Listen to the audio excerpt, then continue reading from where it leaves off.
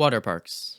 No, not as in water parks, an amusement park themed around water-based rides and attractions. I'm talking about Waterparks, the power pop band from Houston, Texas. Waterparks has been my favorite band for years and has consistently topped my Spotify Wrapped, only being beaten out by the instrumental progressive metal group Polyphia and the metalcore alternative band Bring Me the Horizon.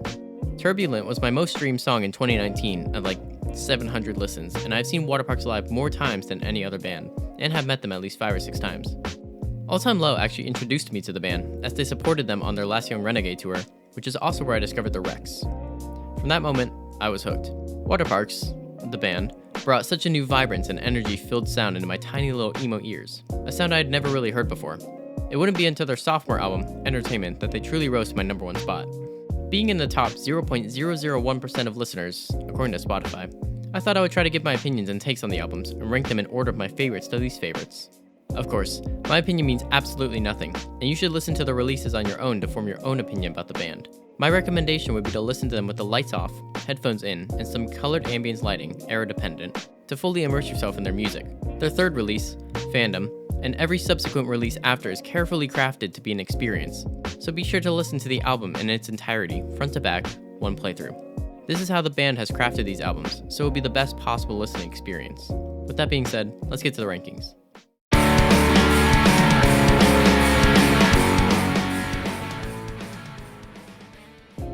There's not much to say about Waterparks' earlier work. A lot of it seems rooted in the pop-punk scene at the time, and very early 2010 sounding. In my opinion, these 2 albums are Waterparks' most forgettable albums, but that doesn't mean that they're bad in any way. Both of them carry some very energetic songs, notably Easter Egg and Blacklight. I'm also going to rank Airplane Conversations in this category as they share very similar styles. Airplane Conversations will go higher than Blacklight because Airplane Conversations features the song Fantastic. Fantastic is, well, a really fantastic song. It's a really interesting song. There's a lot of layers in the outro that create such a unique expression of existentialism and panic. The lyrical themes of the song talk about Austin's anxiety with pursuing this career. And there's a nice blend of rock and experimental synths and strings layered in the outro. Overall, I only have a few favorites from these albums. They were really light in their experimentation. You can still hear it, but it's not quite as heavy as later releases. Like a slow pace, like the movies. Next up we have Cluster. I'm ranking Cluster higher than the previous releases as I like all the songs on Cluster, where I pick and choose from the previous other 2. In my opinion, Cluster is the best of the extended plays as a lot of the songs bring out a nice atmosphere and foreshadow later work the band would make. Notably, Territory, with its use of clean guitars and space in the verse. No Capes features some really cool arpeggiators in the beginning, and you can kind of see the seeds being planted for later releases. There's also Crave, where Austin has a vocal synth chorus, something I think they experimented a little bit with in Blacklight. Cluster is a really nice foundation for what Waterparks will eventually build.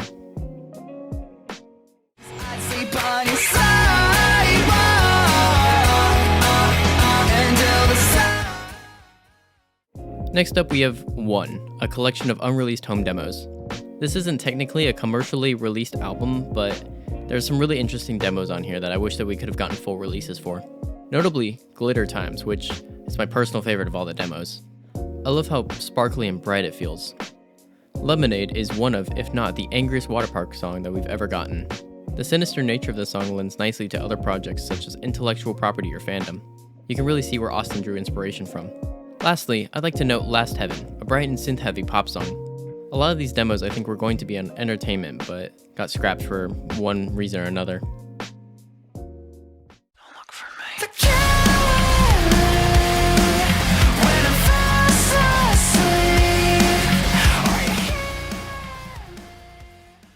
Intellectual Property, at the time of this recording, is Waterparks' most recent release. I do have various reasons as to why I don't like this album too much. The tone seems a bit too sporadic to me, kind of all over the place. And the lyrics seem to carry different connotations depending on how the viewer perceives them, either romantic or religiously. I will give credit where credit is due though. The album is very experimental in its instrumentals. This is one of Waterparks' what I like to call pseudo-concept albums. What I mean by pseudo-concept album is that it's an album that's meant to be listened to and absorbed as an experience, listening front to back.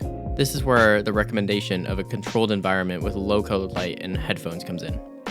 Generally, I think this album tackles themes of religion, with Ritual being an example, which I interpret as Austin subtly comparing his fanbase to a cult-like following. This album also has the ever-present theme of love and longing, as in most Waterparks albums, and a toxic relationship at its core. Notably, Fuck About It, where Austin insinuates he would rather have space than communicate his feelings clearly, a problem seen numerously in modern-day dating. Brainwash also comes to mind as an example, which shows how Austin becomes quickly attached and how a relationship can consume oneself. I'd unfuck you if I could. Ooh, I don't love you like I should. Fandom is Waterparks' third album release and suffers from similar problems as Intellectual Property. This album at its core is a breakup album. Some notable songs that portray this are Easy to Hate, a song essentially about how hindsight really is 2020. Turbulent and Reboot also come to mind, where the anger and hatred surface. High Definition is also a good example of the breakup theme, being the loneliest sounding song on the album, and much more tender. I personally interpret the beginning crowd noise as Austin feeling secluded, even when in public surroundings due to his grief over losing a loved one. This album really reinforces the cycle of grief through its track listing, and how not all cycles are the same. Everyone processes their cycles a bit differently than others. The theming of grief continues with it being a constant cycle, notably how I Felt Younger trails into Cherry Red, repeating the nightmare experience throughout the album. Going back to some of its flaws, I think that the album is very dramatic on paper, but too bipolar in practice. It has very soft and tender moments mixed with more sad power pop rather than anger. I still do want to give a special mention to Turbulent, however. It utilizes a harmonic minor scale in the key of E and has some really nice breakbeats within the song. I'd also like to point out the experimentation used throughout the album, such as the bridge to Reboot and the chorus in Worst, which features some interesting synths. Think with my heart and love with my head. Do you see the problem here? Double Dare is Waterparks' debut album release. The theming of the album mostly revolves around being a love letter to Austin's then girlfriend at the time.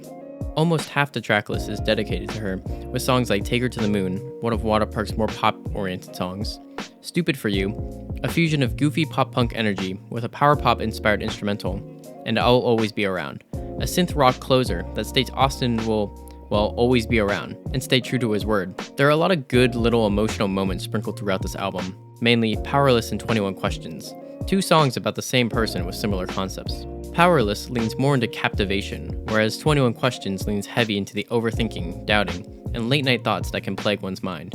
Being one of their earlier releases, this album is a lot more rock and punk sounding than later releases, notably Little Violence, where Austin criticizes the hypocrisy in the punk scene, and Made in America, a similar concept except with modern-day America instead.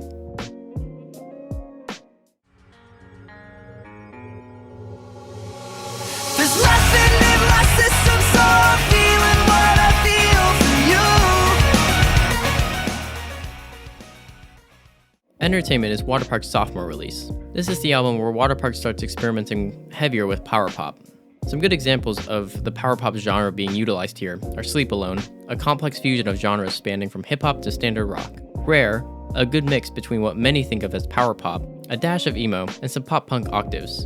And 1111, a synth-heavy intro followed by a more modern rock-sounding instrumental. This album has the most emotional range of any of the albums. The tonal shifts between songs such as Tantrum and Crybaby, Not Warriors and Lucky People, and Blonde and Peach are so jarring, but work very well. This album also contains one of the most emotional tracks in all of Waterparks' discography, besides High Definition, and that being Crybaby. Crybaby is almost like a surreal ballad, with gut-wrenching lyrics sprinkled throughout it. I believe it also uses some demo takes of Austin when he's actually crying, which is pretty wrecking. This album features a lot of lyrical undertones. All of the songs are about the inner workings of a complicated and toxic relationship. Blonde is the only one to stand out lyrically, as it looks more at Austin's stress and anxieties. A break in this pattern occurs in the chorus, which could allude to Austin's then girlfriend at the time. It could also allude to himself, as during the production of this album, he went blonde for the writing process.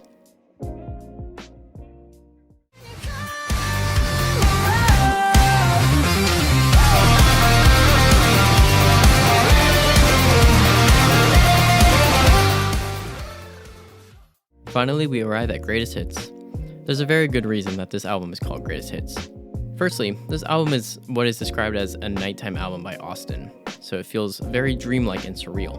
A lot of the songs feel like you're living through either a nightmare or a dream, taking the concept from Fandom and expanding on it tenfold. Some certain songs to point out would be Violet and Snow Globe, two songs that seem to be taken right out of Austin's dreams directly. Greatest Hits balances energy and emotion extremely well. A lot of the songs in the top of the track list, like Fuzzy, a hyper-energetic rock song, carry a lot of energy through them. Once the album gets going, the energy slows down a little bit, with songs like Fruit Roll-Ups, a slower love ballad nearing the end of the track list, and Crying Over It All. For all of the fast and hyper moments in this album, it balances really well with its slow and sensual moments.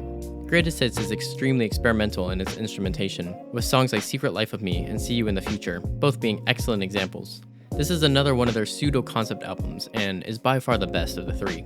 It just feels like a journey through a dream. The theming of this album is very hard to pinpoint though, as it seems to be a collection of thoughts Austin had experienced during the pandemic and some snippets from his everyday life. This album also features excellent use of layers, blending and fusing multiple different genres into unique songs. Just Kidding is a more laid-back hip-hop style production, whereas Low Key as Hell is the power pop ballad of the album and the first single. Gladiator features a bass synth that seems to be inspired from EDM with a pulsing like beat, and synth melodies that seem to be inspired by techno and dance music. And finally, Magnetic is a synth-heavy rock song with really interesting reverse layers within it. So that's my list and ranking. What do you all think? I would love to know what your favorite Waterparks songs and albums are as well.